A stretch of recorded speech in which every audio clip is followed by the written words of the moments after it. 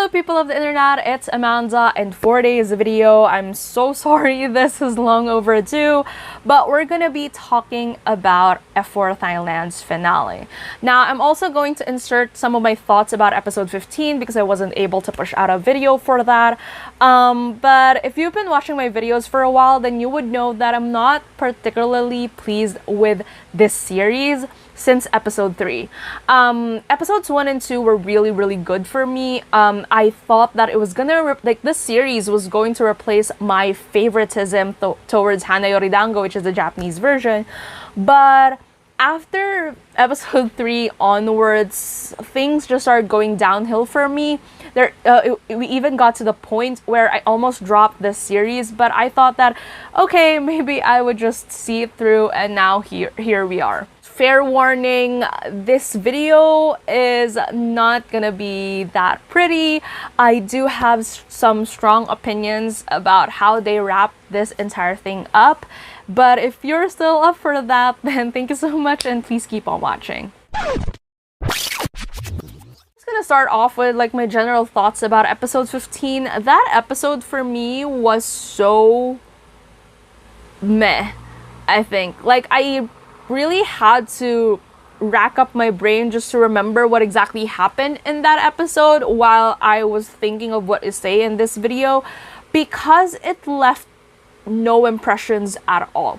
And to think that episode 14 we had this entire moment of the whole Gorya Thyme breakup, and although I have a couple of things that I wasn't particularly pleased about with that particular episode as well, but I was expecting that for episode 15, at least, we would get some more emotional moments, I guess. Especially since, they did the whole time skip. Thyme has this impression that Gorya left him for money, and now he's this, person who's been running around doing the business thing, and then Gorya disappeared into the province. Their family left everything behind and stuff like that, and yeah. So there was supposed to be this very emotional, I was expecting this emotional confrontation between the two of them.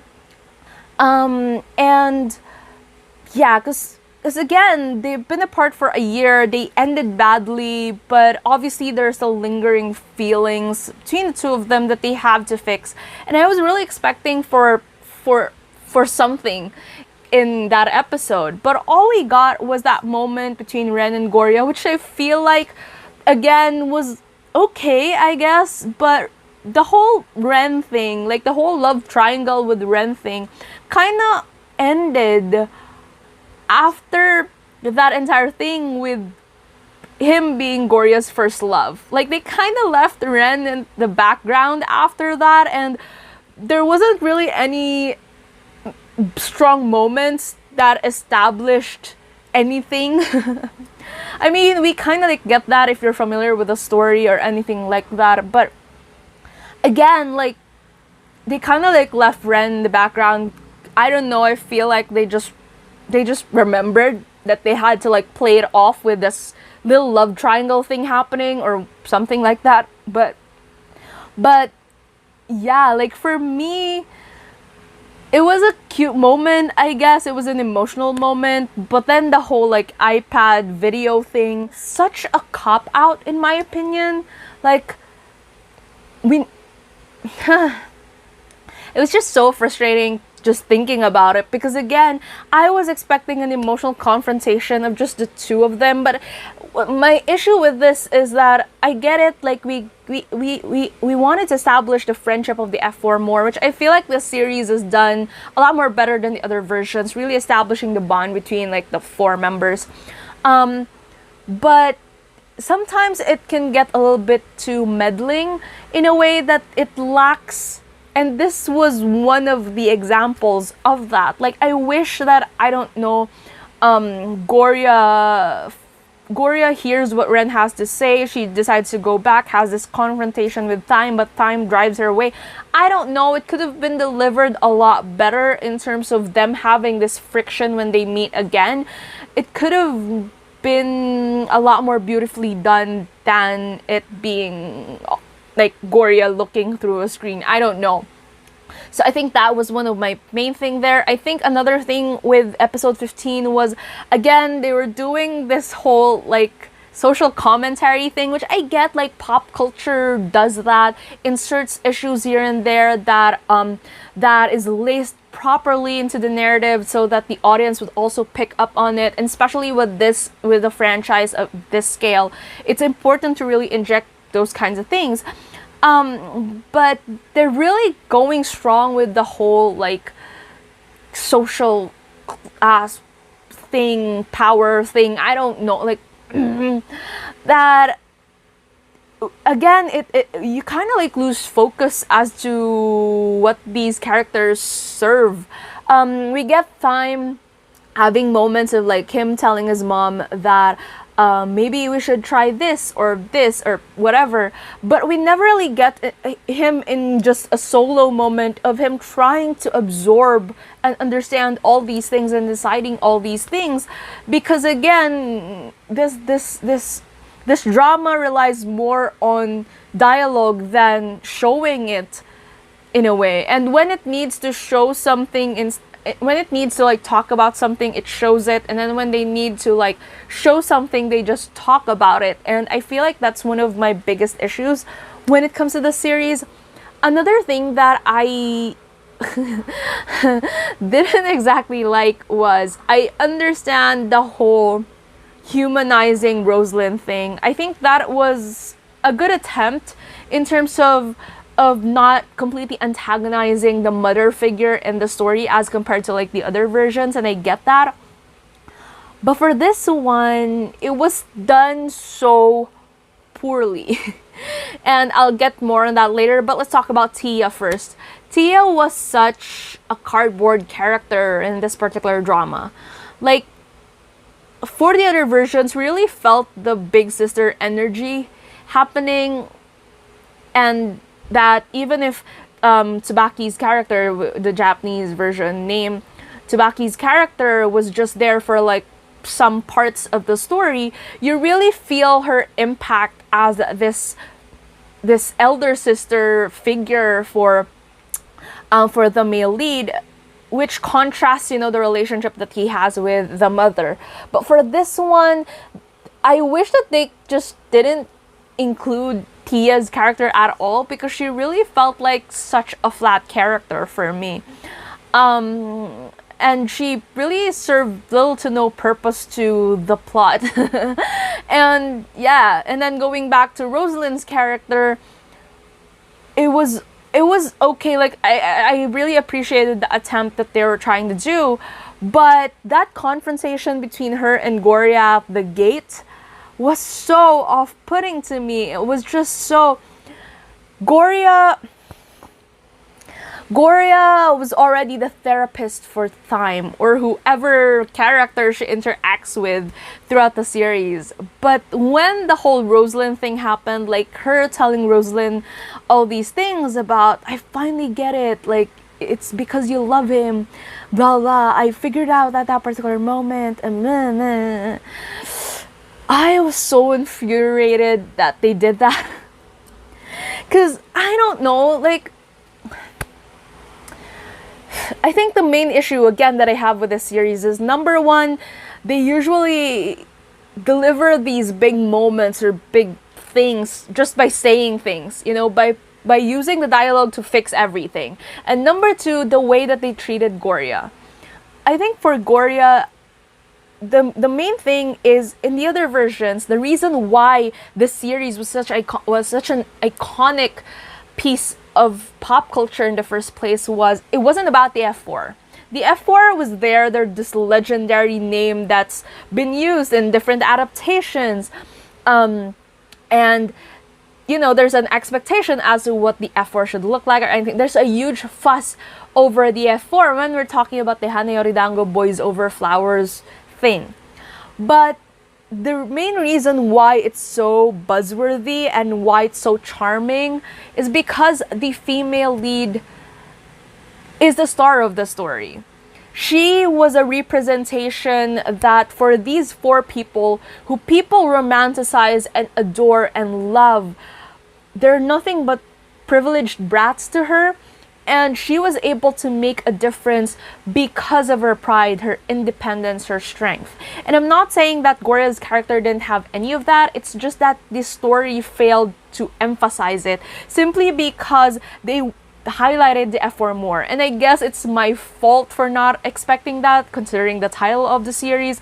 But again, I think that's my main issue with this one. They completely forgot that this story isn't about the F4. It's about the F4 learning from this girl, not exactly just through romance, but through friendship, that they have all these privileges.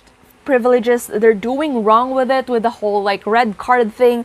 And there's this girl that is part of this other thing that they're not used to, but who was willing to stand up to them because what they're doing is wrong. And that is the charm of this series. And that was how it started. But eventually that kind of like faded into this entire idea of Gorya always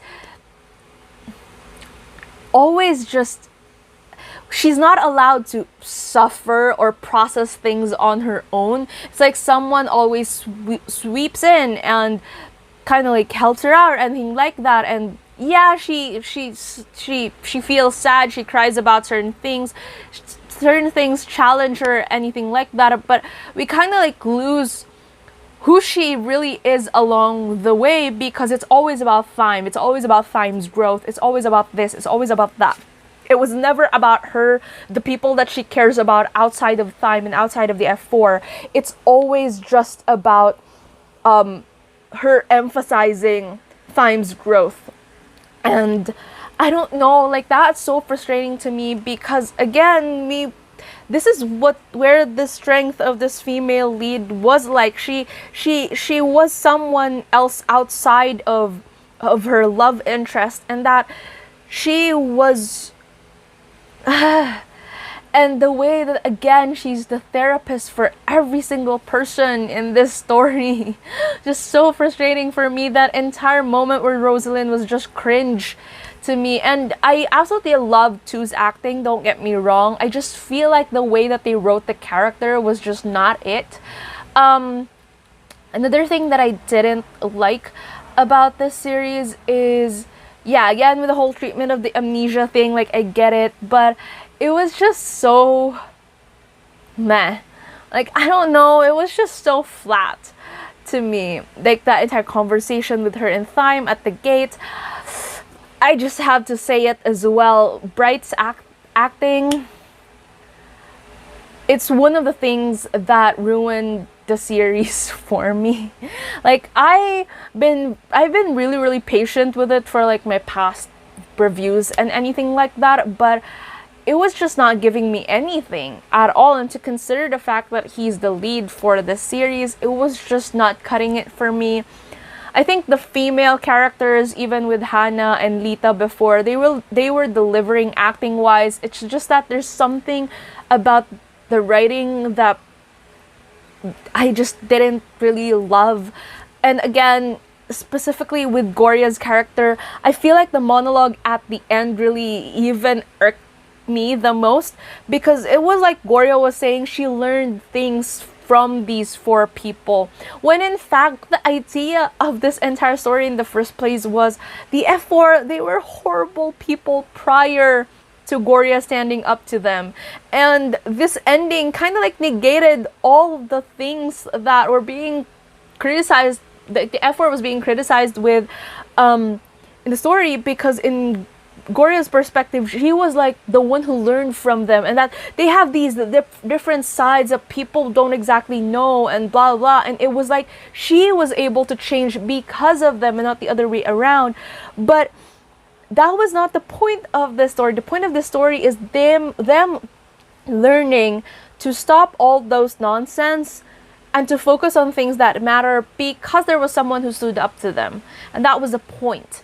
And that entire monologue just ruined the series for me, in my opinion, because, yeah, and again, there was this part where Gorya was saying, what I realized in this world, it wasn't about money or power, but it was about heart.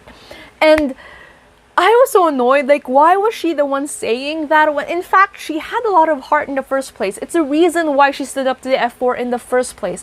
Thyme should be the one realizing that, because Thyme initially was the one who thought that power, that money was everything and he can get away with everything. And there was such a huge disconnect. Like, I just didn't understand it at all, and I just didn't like how that Now, the ending was cute. Like, it took a piece from Hana Yori Dango season 2, which is fine. Like, the whole proposal-ish thing, but not really for this version. I get that. But for me, I think overall, what I think was this drama was trying to tell a story that was bigger than itself. You know, it didn't want to follow the format of the previous versions, which is solely just a love story, and yeah. And it wanted to tell more, it wanted to talk more about, you know, social differences and stuff, and I get that. But you have to choose as well how you would deliver an effective story. Because for me, it sacrificed a lot of, like, the story that it's trying to tell because of moments when it wants to be preachy. And because of that, they kind of like sabotage their female lead in a way that she became this thing that just corrects basically every single person that needs to be corrected. And for some reason, they listen to her without her actually going through something for them to I don't know, the challenges their beliefs in order for them to see her eye to eye. I don't know, like, there's just something so off-putting about it. And like, episode 15 was super stale, but then episode 16 was just infuriating for me because of the reasons that I just mentioned. But yeah, I mean, I've expressed how much I'm not pleased with the series for so long now, and this was just like, I feel like, I don't know, I'm happy that it's over, I guess. But yeah, I think my main point is that I feel like this is the reason why, and again, I think we've gone full circle now, because this was my thought when I heard that they're doing another adaptation of this story. I feel like we've already done so many adaptations with, you know, it started with 995 with a movie, the Japanese movie, which not a lot of people know about. And then, of course, Meteor Garden, Japan, Korea, the remake for Chinese, the Chinese version reboot. But for me, it's not a story. Like, there's only so much that you can go in terms of recreating an adaptation of something. And I feel like this was the last straw. This was the last straw. For me, I still think that, and I did a video on this, that if ever you want to give a touch of like modernity to the story, Hana no Chihare was still the best way to go about it, and Japan had that foundation. But yeah, so with that said, so tell me down in the comments below, what are your thoughts on the finale of this series. If you like this video, please give it a thumbs up. If you're new to my channel and you would want to hear more from me, please hit subscribe. Thank you so much for watching this video, and I hope to see you again soon in a new one. Bye!